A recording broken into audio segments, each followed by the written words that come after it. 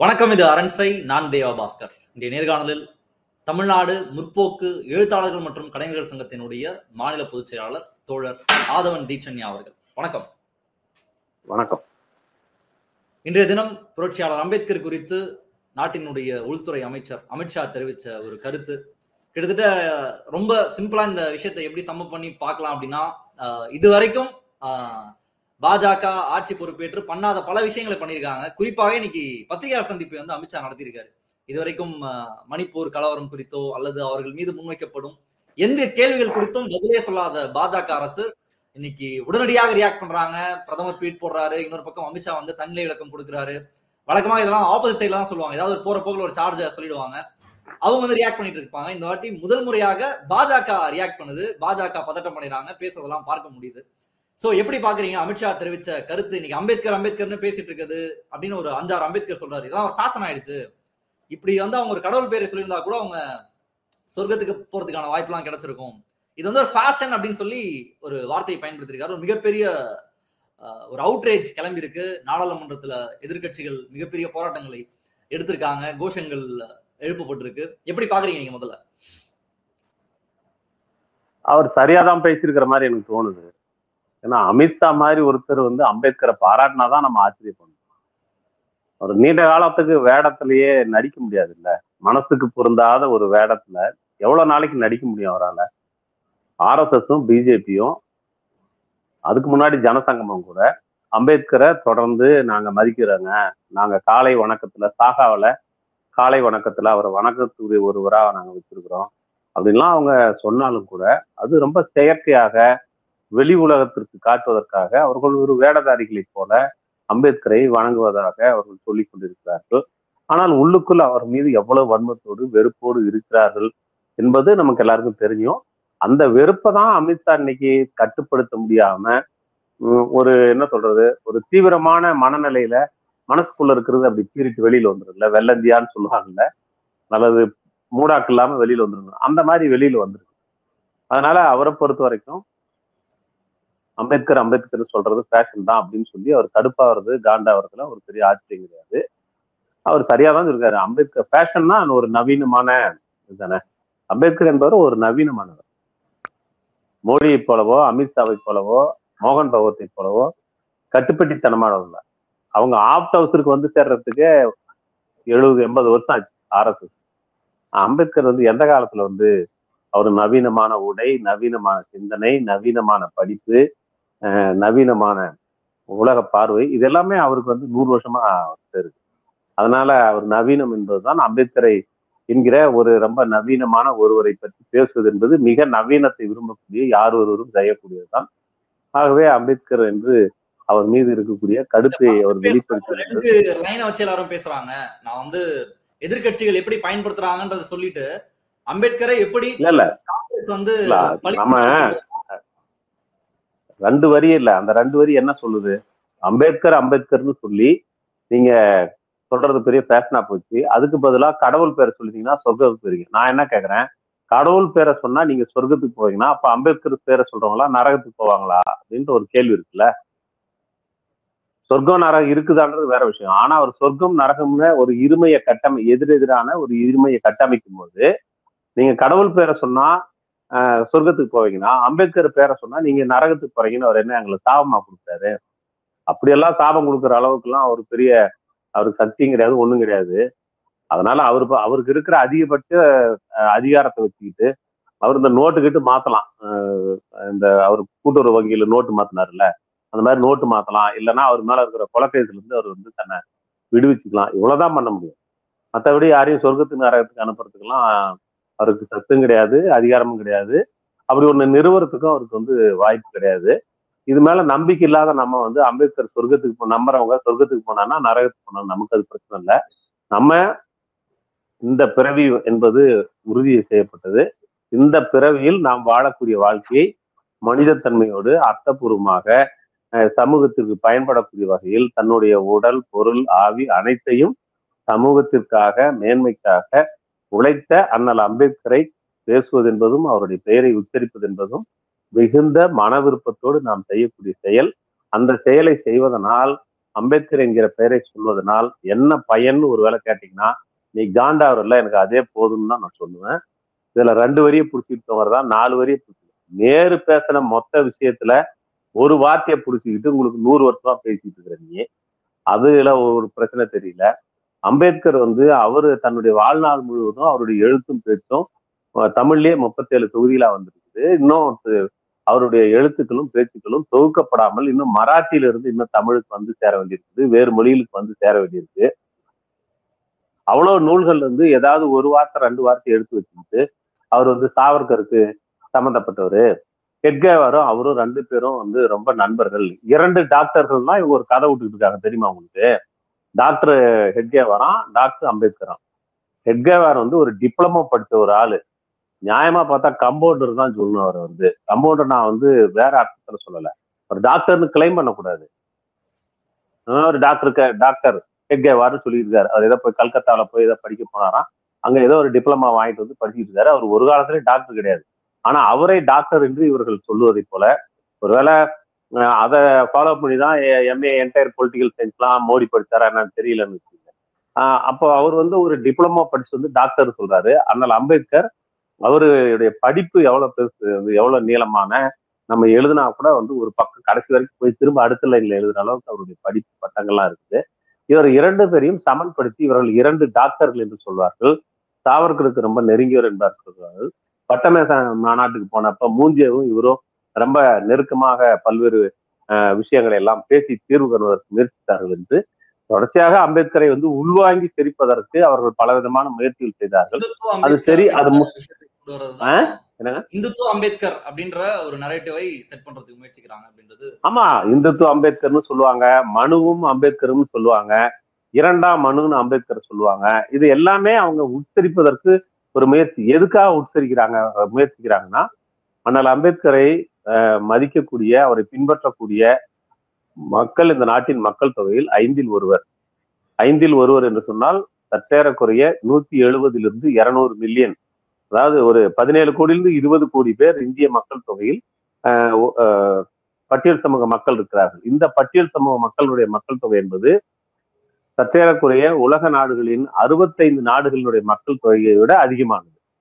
இப்ப இவ்வளவு பெரிய அதிகமான மக்கள் தொகை உள்ள ஒரு பகுதி அது மதிக்கக்கூடிய ஒரு தலைவரை உச்சரித்து கொண்டால் நாம் நமக்கு ஆள் பிடிக்கலாம் என்று அவர்கள் ஒரு பக்கம் முயற்சித்துக் கொண்டிருக்கிறார்கள். இன்னொரு பக்கம் அம்பேத்கரை பற்றி உண்மையிலேயே அவங்களுக்கு என்ன விதமான அசூயை உணர்வும் வெறுப்பும் இருக்கிறதோ அதையும் வெளிப்படுத்துகிறார்.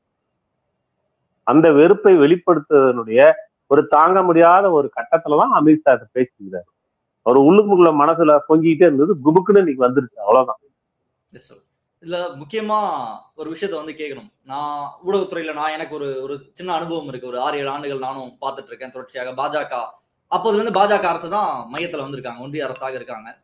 இப்ப எல்லாருமே ஒரு கதறது, லிட்டரலா எதிர்கட்சிகள் கதறக்கூடிய ஒரு விஷயம் என்னன்னா, எதுக்குமே அவங்க ரியாக்ட் பண்ண மாட்டாங்க, பேசவே மாட்டாங்க, என்ன நடந்தாலும் அது நடக்காத மாதிரியே இருக்காங்க.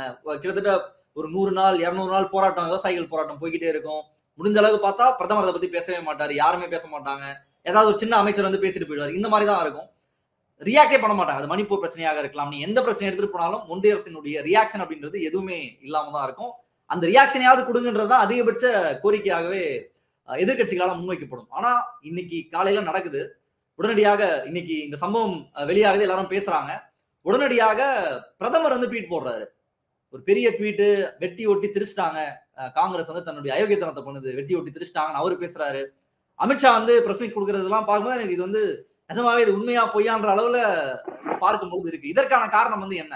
அவர்கள் பதட்டம் அடைஞ்சு இன்னைக்கு ரியாக்ட் பண்றது, பதில் சொல்றதுக்கு காரணம் எதுவாக இருக்கு? அவர் எதுக்குமே பதட்டப்படாதன்னு சொல்ல முடியாது. இப்ப நீங்க அதானியை பத்தி ஒண்ணு சொன்னீங்கன்னா உடனே பதட்டப்படுவார். அதானிக்கு தலைவலினா இவர் தைலம் தேய்ச்சுக்குவார். அந்த அளவுக்கு தான் அவர் பதட்டப்படக்கூடிய ஆள் தான். சும்மா ரொம்ப இன்சென்சிட்டிவா இருப்பாருன்னா சொல்ல முடியாது. அவர் பதட்டப்பட வேண்டிய விஷயத்துக்கு பதட்டப்படுவார். அதானிக்கு, அம்பானிக்கு, அவங்களுக்கு எல்லாம் ஏதாவது ஒரு பிரச்சனைனா உடனே இவரு பிளைட்டுக்குள்ளேயே அவங்கள பாக்குறதுக்கு ஓடுவார், சீக்கிரமா போய் பார்க்கணும் அப்படின்னு சொல்லி. அந்த அளவுக்கு சுறுசுறுப்பா வேலை செய்யக்கூடிய ஆள் தான். அதே மாதிரிதான் இன்னைக்கு அவருடைய நெருங்கிய சகா அமித்ஷாவுக்கு அவரு சிக்கல்ல மாட்டியிருக்கிறார். என்ன அப்போ மாட்டியிருக்கிறாருன்றப்போ அவரை காப்பாத்துறதுக்கான ஒரு அப்ப காப்பாத்தணும்னா என்ன செய்யணும்? இதுக்கு ஒரு எதிரியை கட்டமைக்கணும். எதிரி யாரு? அவருக்கு எப்பவுமே எதிரி வந்து அவங்களுக்கு நிரந்தர எதிரி நேரு தான். அப்ப நேரு வந்து சொல்லணும், காங்கிரஸ் சொல்லணும். அதை சொல்லிட்டா இவங்க செஞ்ச எல்லாமே சரியாயிடும். இதுதான் அவருடைய உத்தி. அதனாலதான் நீங்க பாத்தீங்கன்னா ட்விட் அப்படியே போட்டுக்கிட்டே இருக்கிறாரு. அவருக்கு என்னன்னா ஏதாவது ஒண்ணு சொல்லி இப்படி நிறைய பேசினா இதுக்கு பதில் சொன்ன மாதிரியும் நம்ம காட்டிக்கலாம். பாருங்க இந்த இடத்துல இதெல்லாம் சொல்லியிருக்கேன் அப்படின்னு. அவரு அம்பேத்கரை நாங்க வந்து எப்படி ஃபாலோ பண்றோம் தெரியுமா? நாங்க பஞ்சதீர்த்து அது உங்களுக்கு தெரியும் தானே? 5 இடங்களை வந்து முக்கியமான இடங்களா நாங்க வந்து அலிப்பூர் ரோடு அவர் வீடு, அப்புறம் லண்டன்ல அவர் வச்ச இடம், அப்புறம் அவருடைய மதம் மாறிய இடம், பிறகு வந்து அவருடைய சைத்திய பூமி, இது எல்லாத்தையும் வந்து நாங்க அப்படியே புண்ணிய தலங்களாக நாங்க மாத்த போறோம். யாருக்கு வேணும் புண்ணிய தலம்? இதெல்லாம் நீங்க யாரும் சொல்லாததுக்கு முன்னாடி லட்சக்கணக்கான மக்கள் அந்த இடங்கள்லாம் போய் பார்த்துக்கிட்டு இருக்காங்க. பீமா கோரேகான புண்ணிய தலமா ஆக்குவியா நீ? அம்பேத்கர் தானே போய் சொன்னாரு, இது நாங்கள் வீரம் தெரிந்தவர்கள், போர் முனையில் வெற்றி கொள்ளக்கூடியவர்கள், எங்களுடைய வாழ்க்கையை வர்ணாசிரத்தின் அடிப்படையில் வந்து மிகுந்த ஒடுக்குமுறைக்கு ஆளாக்கின பேஷ்வாக்களை நாங்கள் வெற்றி கொண்ட இடம் அப்படின்னு சொல்லி அவர் தான் போய் பீமா கோரேகங்களை போய் பார்த்துட்டு வந்தாரு. அம்பேத்கர் தொட்ட இடம், அது அவர் வாழ்க்கையில முக்கியமானது, அதை பத்தி விரிவா எழுதியிருக்கிறாரு. அங்க இருக்கக்கூடிய கல்தூண்ல யாருடைய பெயர்கள் இருக்குதுன்ற வரைக்கும் பதிவு பண்ணியிருக்கிறாரு. நீ அந்த பீமா கோரேகான அம்பேத்கர் முக்கியமான வாழ்க்கையில முக்கியமான இடம் சொல்லுவியா? 6வது தீர்த்தம்னு சொல்லுவியா? அதை சொல்ல முடியாது. ஏன்னா இந்த இடத்தையெல்லாம் அடையாளப்படுத்துவதன் மூலமாக அம்பேத்கரை நாங்கள் கொண்டாடுகிறோம் என்று வெளித்தோட்டத்தை காட்டிக்கொண்டு அம்பேத்கருடைய கொள்கைகள், அவருடைய கொள்கையில முக்கியமா நான் வந்து உங்களுக்கு படிச்சு காட்டணும். ஏன்னா அவங்க என்னத்தையாவது வாய்க்கு வந்து பேசிக்கிட்டு இருப்பாங்க.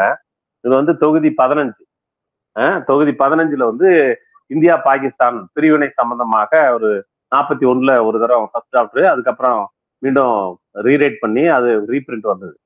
அதுல அவர் என்ன சொல்றாரா, இந்து ராஜ்யம் நிஜமாகும் பட்சத்தில் அது இந்த நாட்டில் மிகப்பெரிய சோக சம்பவமாக இருக்கும் என்பதில் ஐயமில்லை. இந்துக்கள் என்ன சொன்னாலும் இந்து மதம் விடுதலை, சமத்துவம், சகோதரத்துவம் ஆகியவற்றுக்கு ஒரு பேரிடராகவே இருக்கும். இந்த விஷயத்தில் அது ஜனநாயகத்துக்கு ஏற்புடையதல்ல. இந்து ராஜ்யம் எந்த விலை கொடுத்தேனும் தடுக்கப்பட வேண்டும் அப்படின்னு சொல்லியிருக்கிறார். இப்போ அம்பேத்கர் பேச்ச நாங்க கேட்கறவங்க அப்படின்னா இந்து ராஜ்யம் அமைக்கிறோன்னு அமித்ஷாவும் மோடியும் பேசுறத நிப்பாட்டிடுவாங்களா? நிப்பாட்டிருக்க மாட்டாங்கல்ல. இவங்க அப்ப அம்பேத்கர் எந்த அம்பேத்கர் அவங்க சொல்றாங்க? கூட்டாட்சியை பத்தி பேசக்கூடிய அம்பேத்கர் சொல்றாங்களா? அல்லது வந்து பொருளாதார சுதந்திரம் நீதியை பத்தி பேசக்கூடிய அம்பேத்கர் சொல்றாங்களா? அல்லது சமூக ஒடுக்குமுறைக்கு எதிரான எல்லா விதமான தன்மைகளையும் நீக்க வேண்டும் என்கிற சொல்கிற அம்பேத்கர் எந்த அம்பேத்கர் அவருக்கு உயர்த்திக்கிறார்? பெண்களுக்கான சட்டப்பூர்வ உரிமைகளை பற்றி, பாலின சமத்துவத்தை பற்றி பேசிய அம்பேத்கரை வந்து அவங்க கொண்டாடுறாங்களா? அரசு சோசலிசம் என்பதை முன்வைத்த அம்பேத்கரை கொண்டாடுகிறார்களா? இந்த அம்பேத்கர் முன்வைத்த எந்த கொள்கைகளையும் கொண்டாடுவதில்லை. அதற்கு பதிலாக அம்பேத்கரை அவருடைய இடத்தை வந்து நாங்க புண்ணிய தீர்த்தமா பாக்குறோம், அது வந்து எங்களுக்கு வணக்கத்துக்குரிய இடமா பாக்குறோம், அன்னாடம் நாங்க சாக்காவில வச்சு கும்பிடாம வேற எந்த வேலையும் பாக்குறது இல்லை என்று ஒரு நம்பிக்கையை வந்து அவர்கள் உருவாக்குறாங்க. அவங்க அம்பேத்கர் வந்து அவங்களுக்கு இப்போ வந்து ஒரு பக்கம் தேவைப்படுறாரு. எப்படி தேவைப்படுறாருன்னா அவர்களுடைய நோக்கத்திற்கு இசைவான ஒரு அம்பேத்கர் அவர்களுக்கு தேவைப்படுறாங்க. அதனால அம்பேத்கரை தொடர்ந்து சிதைத்துக் கொண்டிருக்கிறார்கள் அல்லது அவரை உள்ளீடற்றவராக மாற்றுவதற்கு முயற்சித்துக் கொண்டிருக்கிறார்கள். இந்த இந்துத்துவ அம்பேத்கர்லாம் அந்த மாதிரி புத்தகம் தான். இது அவங்க RSS வந்து 1980கள்ல இருந்து அவரை உச்சரிப்பதற்கான ஒரு மிகப்பெரிய ஒரு சதி வேலை நடந்துகிட்டு இருக்கு. அந்த தியோரஸ்ன்னு அவங்க RSS உடைய ஒரு தலைவர் இருந்தாரு. அவர் காலத்துல இருந்தே அந்த வேலையெல்லாம் நடந்துதான் அவங்க வந்து இந்த RSS சாகாவுக்குள்ள அவரை கொண்டு போய் வணங்குறது, இப்ப இடஒதுக்கீட்டை பத்தி பேசுறது, அவங்க அதுக்கு இது மராத்வாடா பல்கலைக்கழகத்துக்கு அம்பேத்கர் பேர் வைக்கணும்னு வந்தப்ப மற்ற அமைப்புகள் சிவசேனா மாதிரி, இன்னைக்கு சிவசேனா வேற ஒரு முகத்தை காட்டுது, அதுக்கு வேற நெருக்கடி, அது அந்த முகத்தை காட்டுது. ஆனா அன்னைக்கு வந்து அது வேற இடத்துல இருந்துச்சு. அங்க இருக்கக்கூடிய சாதியவாதிகள் அதுக்கு எதிராக பெரிய கலவரத்தை நடத்திய போது RSSக்கு ஒரு பெரிய நிலையை வந்து நெருக்கடி வந்தப்ப அப்படி பட்டும் படாம வந்து நாம பேர் மாற்றத்தை ஆதரிக்கலாம் அப்படிங்கிற மாதிரி சொல்லி, ஆனா அதுவுமே பெரிய பிரச்சனைக்கு சந்தேகத்துக்குரிய வகையில தான் அவங்க சொன்னாங்க. அப்ப தொடர்ச்சியாக அம்பேத்கரை அவருடைய கொள்கைகளை, அவர் என்ன நோக்கங்களை முன்வைத்தாரோ அதை எல்லாத்தையும் அவங்க வந்து தொடர்ந்து நிராகரிக்கிறது. அம்பேத்கர் எழுதிய அரசியல் சாசனம் வெளியான அதே வாரத்தில் வெளியான RSS பாஞ்சஜன்யா பத்திரிகையில இந்த அரசியல் சட்டம் இந்திய தன்மை இல்லாததாக இருக்கிறது, இவங்களுக்கு வந்து மேற்கத்திய செல்வாக்கு தான் இருக்குது, இது வந்து முழுக்க முழுக்க நாம் நிராகரிக்கப்பட வேண்டியது அப்படின்னு அவங்க பேசினாங்களா இல்லையா? இதெல்லாம் பேசிக்கிட்டே இன்னொரு பக்கம் கொண்டு அவங்களுக்கு ஆர்எஸ்எஸ்க்கு இருக்கிற இந்த பலநாக்கு உள்ள பாம்புன்னு அவங்கள சொல்லுவாங்கல்ல, அந்த மாதிரி ஒரு பலநாக்கு உள்ள அந்த பாம்புல ஒவ்வொன்றும் ஒவ்வொரு மாதிரி பேசும். அதுல அமித்ஷா இன்னைக்கு இப்படி பேசுவாரு, 3 ட்வீட் போட்டு மோடி அப்படி பேசுவார். ஸோ நீங்க அதை வந்து வேற மாதிரி நினைச்சுக்காதீங்க. ஒண்ணு அது பல பல நாக்கு உள்ள பாம்பா இருக்கலாம், அல்லது பல தலை உள்ள பாம்பு, அதாவது ஆர்எஸ்எஸ் இருக்குது. அதுல ஒரு நாக்கு இப்படி பேசும், ஒரு நாக்கு அப்படி பேசும். இப்படிதான் நீங்க புரிஞ்சுக்கணும். அம்பேத்கரை அவங்க சொல்றதன் வழியாக, அம்பேத்கரை பத்தி பேசுறதன் வாயிலாக காங்கிரஸ் வந்து ஒரு துரோகத்தை செஞ்சிருச்சு பட்டியல் சமூக மக்களுக்கு. இங்க இருக்கக்கூடிய ஆளும் அரசாக இருந்த காங்கிரஸ் மிகப்பெரிய துரோகத்தை செஞ்சுட்டாங்க. அதை ரெக்டிஃபை பண்ணது வந்து பாஜக தான். அம்பேத்கரினுடைய பாஜக தான். நாங்க வந்து தலைவர் தலித் தலைவர்கள் பலரை வந்து நாங்க போஸ்டிங் கொடுத்திருக்கோம். ஜனாதிபதியாக நம்ம ராம்நாத் கோவிந்த் ஆக்கணும். இப்படி ஒடுக்கப்பட்ட மக்களுக்கு அதிகாரத்தை கொடுத்தது, அந்த அதிகார பரவல தான் அம்பேத்கர் விரும்பினாரு. அந்த அதிகாரத்தை கொடுத்தது நாங்கள் தான். அது கடைசி வரைக்கும் காங்கிரஸ் பண்ணவே கிடையாது அப்படின்ற சார்ஜ் வந்து அவங்க முன்வைக்கிறாங்க. அதற்கு உங்களுடைய பதில்? அதிகார பரவலாக்கம் என்பது ஒரு சமூகத்துக்கு தான் அம்பேத்கர் கேட்டார். தனிநபருக்கு என்று சொன்னால் அவர் ஒரு அமைச்சர் பதவி வாங்கிட்டு போய் உட்கார்ந்துருக்கலாம். இவங்க வந்து தலித் மக்கள் மத்தியில் இருந்து ஆர்எஸ்எஸ் இந்துத்துவ கருத்தியலை கொண்டு சேர்ப்பதற்கான கைக்கூலிகளை தேடி பிடிக்கிறார்கள். அவர்களை சட்டப்பூர்வமான பதவிகளில் அமர்த்தி வைத்து அதிகாரத்தை அவர்கள் மேல் ஏவி விட்டு, நீ போய் உன் மக்களிடம் வேலை செய் என்று மந்திரித்து அனுப்புகிறார்கள். அப்படி வர்றவங்க தான் இவங்க. இவங்க கிட்ட கொடுத்ததுக்கு பேரு அதிகார பரவலாக்கல. என்ன இப்போ நான் அதான் கேட்கிறேன், ராம்நாத் கோவிந்துக்கு என்ன அதிகாரத்தை கொடுத்து நீங்க அவர் என்ன பண்ணீங்க? அவரு ராம்நாத் கோவிந்த் காஷ்மீர் சட்டப்பேரவை அந்த கலைக்கிறது, ஆர்டிகல் 370 போன்றது, அந்த சட்டப்பேரவை கலைக்கிறதுக்கு வெடிகாலம் 4 மணிக்கு எழுந்து 5 மணிக்கு கையெழுத்து போட்டாரு தானே இருக்குது. அவர் என்ன சுதந்திரமா முடிவெடுத்தாரு? அவருக்கு என்ன நீங்க பெரிய மரியாதை கொடுத்தீங்க? அவர் ஒரு ஒரிசாவிலேயே எங்கேயோ ஒரு கோயிலுக்கு போயிட்டு வந்து தீண்டாமைக்கு ஆளானார்னு சொல்லி செய்திகள் வந்துச்சு இல்ல. திரௌபதி முர்முக்கு வந்து என்ன, அவங்க வந்து ஒரு பெண், அவங்க ஒரு பழங்குடி பெண். ஆனா நம்ம தான் பழங்குடி பெண்ணுன்னு சொல்றோம். அவங்க பழங்குடி பெண்ணுன்னு சொல்ல மாட்டாங்க, வனவாசி பெண்ணுன்னு சொல்லுவாங்க. ஏன் வனவாசின்னா, அவங்கள பழங்குடினா அவங்க வந்து பூர்வக்குடின்னு ஆயிருக்கு. பூர்வக்குடின்னு அவங்கள ஒத்துக்கிறதுக்கு இவங்களுக்கு பிரச்சனை. ஏன்னா இவங்க ஆரியர்கள் தான் இந்தியாவுடைய பூர்வக்குடின்னு கிளைம் பண்ணிட்டு இருக்காங்க. அப்ப பழங்குடி மக்களை வந்து பழங்குடி மக்கள்னு சொல்லிட்டா அவங்க இந்த நாட்டுக்கு பூர்வக்குடின்னு ஆயிரும். அதனால அவங்கள பூர்வக்குடின்னு சொல்றது இல்ல, பழங்குடின்னு சொல்றது இல்ல, அவங்கள வனவாசின்னு சொல்லிட்டு இருக்காங்க. ஒரு டவுன் வாசி மாதிரி அவர் வந்து நகர்வாசி மாதிரி அவர் வனவாசின்னு சொல்லிக்கிட்டு இருக்காங்க. அப்போ அவங்கள வந்து ஜனாதிபதி ஆக்கியிருக்காங்க. என்ன அவங்களுக்கு நாடாளுமன்றத்துடைய தலைவரே அவங்க தான் இரு அவைகளுக்கும். நாடாளுமன்ற திறப்பு விழாவுக்கு அவங்களை கூப்பிட்டாங்களா? அவங்க எங்கேயாவது முன்னிறுத்தப்படுறாங்களா முக்கியமான விஷயங்கள்ல? ஏன் முன்னிறுத்தப்படுறதில்ல? அப்பா நீங்க அடையாளப்படுத்தி கொடுக்கக்கூடிய பதவிகள் தான் அது. அதிகாரத்தை நீங்கள் பகிர்ந்து வைக்கல. அதிகாரம் என்பது மோடி கையில இருக்குது. மோடியினுடைய அதிகாரம் ஆர்எஸ்எஸ் கையில இருக்குது. பல நேரங்கள்ல ஆர்எஸ்எஸ் ஒண்ணு தேவையில்ல, நானே எல்லா வேலையும் பாத்துக்கிறேன்னு மோடி சொல்றதுக்கும் வாய்ப்பு இருக்கு. அப்படி ஏதாவது சொல்லிட்டா என்ன பண்றதுன்னு தான் அப்பப்போ ஆர்எஸ்எஸ் காரங்க வந்து மோடி எங்காலு தான் அப்படின்னு அவங்க வந்து அப்பப்போ சொல்ல வேண்டியதா இருக்குது. அதனால இவங்க கைக்கூலிகளை உருவாக்குகிறார். ஆள் பிடித்து கொடுப்பதற்கான கைக்கூலிகளை உருவாது. அப்ப கைக்கூலி வந்து வெறுமனே போய் இவங்களை போலவே பராரியா போய் நிக்க முடியாது. அல்லது இவர்களை போலவே வேறு விஷயங்களை பேசிக்கொண்டு சாதி ஒழிப்புக்கு எதிராக, சாதி ஒழிப்பு வேண்டும் என்றோ, அல்லது சாதிய ஒடுக்குமுறைகளை எதிராகவோ, அல்லது மத நல்லிணக்கத்திற்காகவோ இப்படியெல்லாம் பேசிக்கிட்டு போக முடியாது. அப்போ அதை விட வேற ஒண்ணு பேசிட்டு வரணும். என்ன அப்படின்னா, நாம் எல்லாரும் இந்த ஆட்சியில் இருக்கக்கூடிய இந்த கட்சியை அனுசரித்து போனால், இந்துத்துவ கருத்தியலை ஏற்றுக்கொண்டால் நமக்கெல்லாம் வந்து அதிகாரத்துல பங்கு கொடுப்பாங்க அப்படின்னு. என்ன இப்போ எல்முருகன் வந்து அவரு ஒரு சமூகத்துல அவர் இன்னைக்கு ஒரு பின்னணியில இருந்து போய் அமைச்சராக இருக்கிறார். அதனால தமிழ்நாட்டுல அந்த சமூகத்தை சேர்ந்தவங்களுக்கு என்ன செஞ்சிருக்கிறார்?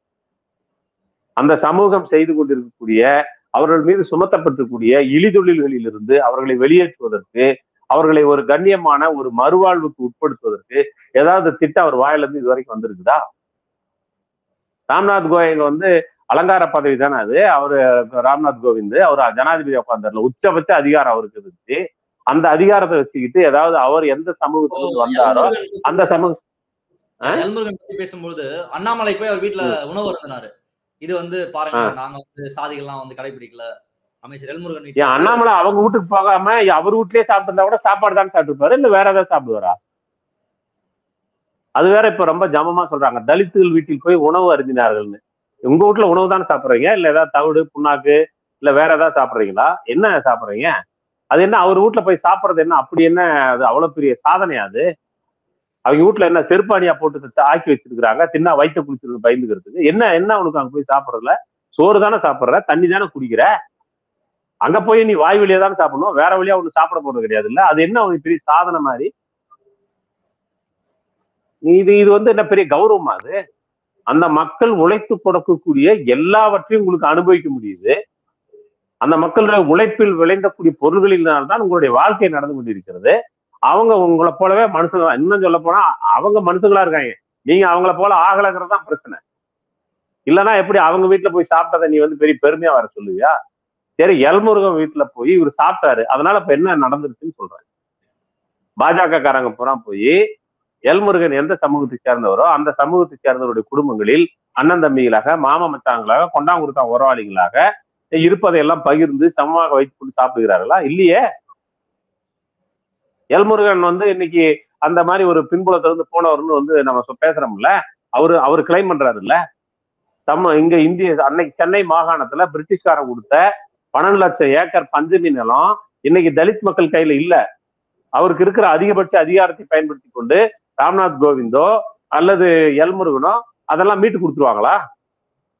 கேட்டா நாங்க நிலம் மாநிலத்துக்கு அப்படின்னுவீங்க. ஆனா இங்க இருக்கிற டங்ஸ்டன் சுரங்கத்தை மட்டும், டங்ஸ்டன் சுரங்கத்தை எடுக்கிறதுக்கு நீ உத்தரவு போடுறிய, இந்தியா முழுக்க இருக்கக்கூடிய இந்த பஞ்சமி நிலத்தை 12 லட்சம் ஏக்கரை இவங்க கிட்ட தான் இருக்கணும், இல்லைன்னா நடக்கிறதே வேறன்னு சொல்லி ஒரு உத்தரவு போட சொல்லுங்களேன் பார்ப்போம். பேசிடுவார் அவரு? ஓ, இது அவர் ஒரு அடையாளப்பூர்வமாக இவங்களை நாங்க கொடுத்துருக்குறோம் அப்படின்னு சொல்லி சொல்றது. பங்காரு லட்சுமணன் ஒருத்தர் தலைவராக்குனாங்க இல்லையா? அவரு ஒரு பட்டியல் சமூகத்தை சேர்ந்தவர், பங்காரு லட்சுமணன் கொடுத்தார். அவர் எங்க இருக்கிறாரு இப்போ? தமிழ்நாட்டுக்கு கடலூர்காரர் ஒரு டாக்டர் ஒருத்தர், அவர் தான் இங்க தலைவரா இருந்தாரு, பாஜகவுக்கு தலைவரா இருந்தாரு. அவர் எங்க இருக்கிறாரு? இப்போ அடையாளப்பூர்வமாக சில பேரை முன்னிறுத்துவது, அதை வைத்துக்கொண்டு அந்த சமூகத்தை சேர்ந்தவர்களிடம் ஊடுருவி போக முடியுமா, ஆள் பிடிக்க முடியுமா என்று முயற்சிக்கிறார்கள். நாம கேட்கறது தலித்துகளுக்கு, பட்டியல் சமூகத்திற்கு ஒரே ஒரு பிரச்சனை தான். அவங்களுக்கு குறைந்தபட்ச கோரிக்கை என்னன்னா சமத்துவம், இந்த சாதியை ஒழித்து கட்டப்படணும். அதுக்கான சட்டங்களை நீங்க ஏற்கனவே இருக்கக்கூடிய சட்டத்திட்டங்களை முறையா அமல்படுத்துங்க. எந்த ஒரு ஒடுக்குமுறையும் சாதியின் பேரால் எங்க மேல நடக்கக்கூடாது அப்படின்னு சொல்றாங்க. இதெல்லாம் நிறைவேற்றிட்டாரா? என்ன அம்பேத்கருடைய கனவை என்ன நிறைவேற்றிட்டாரு? இப்ப எடுங்க, நம்ம பேசிட்டு இருக்கிற இந்த நேரத்துல பட்டியலுங்க, கணக்கெடுங்க. என்சிஆர்பியினுடைய தகவல்கள் படி எவ்வளவு தலித்துகள் மீது எவ்வளவு வன்கொடுமைகள் நடந்துகிட்டு இருக்கு, அவங்களுடைய சொத்துக்கள் எவ்வளவு அபகரிக்கப்பட்டிருக்கு, அவங்க எவ்வளவு தொழில் வேலை வாய்ப்புகள்ல எந்த அளவுக்கு அவங்க புறக்கணிக்கப்பட்டிருக்காங்க, ஊடகத்துறையில அவங்க எந்த அளவுக்கு புறக்கணிக்கப்பட்டிருக்காங்க. நீங்க எத்தனை பேர் இன்னைக்கு வரக்கூடிய ஒப்பந்தங்கள் எதுவுமே மத்திய மாநில அரசுகளுடைய அரசு ரீதியான ஒப்பந்தங்கள், துறை ரீதியான வேலைகள், இது எல்லாவற்றிலும் எவ்வளவு ஓரங்கட்டப்பட்டிருக்கிறார். இதுல எதெல்லாம் சரி பண்ணிட்டாங்கன்னு நாங்க அம்பேத்கர் கனவை நிறைவேற்றி விட்டோம்னு சொல்லி சொல்றாங்க. அம்பேத்கர் நமக்கு பார்ப்பனியமும் முதலாளித்துவமும் 2 எதிரிகள்னு சொன்னாரு. இந்த 2ஐயும் இன்னைக்கு இவங்களுக்கு எதிரியா பிஜேபிக்கு? பார்ப்பனியம் தான் இவர்களை வழிநடத்தக்கூடிய தத்துவம். முதலாளித்துவம் என்பது இன்றைக்கு அது குரோடி கேபிட்டலிசமாக, இன்னும் சொல்ல போனா இது அதானிசமாக அவங்கள இன்னைக்கு வழி நடத்திக்கிட்டு இருக்குது. இந்த 2க்காக தான் அவங்க வாழ்ந்துகிட்டு இருக்காங்க. அரசே அதிகாரத்தை நடத்துவதே இந்த 2 விஷயத்துக்காக தான். இது அப்படியே நேரடியாக அம்பேத்கர் சொன்னதுக்கு எதிரானது இல்லையா? எந்த இடத்துல அம்பேத்கர் சொன்னதை இவங்க நாங்க நடைமுறைப்படுத்தணும் சொல்றாங்க, சொல்லுங்க. அறிவியல் மனப்பான்மை வளர வேண்டும் என்பது நம்முடைய அரசியல் சாசனம் சொல்லுது. அறிவியல் மனப்பான்மை வளர்ற மாதிரியே அவங்க நடவடிக்கை இருக்கு. அந்த அறிவியல் மனப்பான்மை வளர்ந்தா ஏங்க ஒருத்தன் குழந்தை இல்லைங்கிறதுக்காக கோழி குஞ்சு எடுத்து முழுகிறான்? இது இப்படி ஒரு சமூகத்துல இவங்க ஆட்சி அதிகாரத்துல உட்காந்துக்கிட்டு அம்பேத்கர் கனவை நிறைவேற்றிட்டேன்னு பேசுறது என்ன அர்த்தம் இருக்கு? ரொம்ப நன்றி தோழர். பல முக்கியமான கருத்துக்களை முன் வச்சிருக்கீங்க. ஒரு நீண்ட உரையாடல். மக்கள் பார்த்து என்ன சொல்றாங்க பார்ப்போம். இன்றைய தினம் நிகழ்ச்சியை கலந்து உங்களுடைய கருத்துக்களை பகிர்ந்தமைக்கு ரொம்ப ரொம்ப நன்றி. நன்றி. அரண்சை நண்பர்களுக்கு வணக்கம். அரண்சை ஊடகம் சுயேட்சையாக இயங்குவதற்காகவே உருவாக்கப்பட்டது. நாம் செய்கிற வேலை உண்மையிலேயே மக்களுக்காக செய்கிறோம் என்பதை நீங்கள் நம்பினால், வாய்ப்பு இருந்தால் இந்த ரேசர் பே QR கோடுக்குள்ளே நீங்கள் வந்து அதை ஸ்கேன் பண்ணி எங்களுக்கு உங்களால் இயன்றதை விருப்பம் இருந்தால் ஆதரவு தெரிவிக்கலாம்.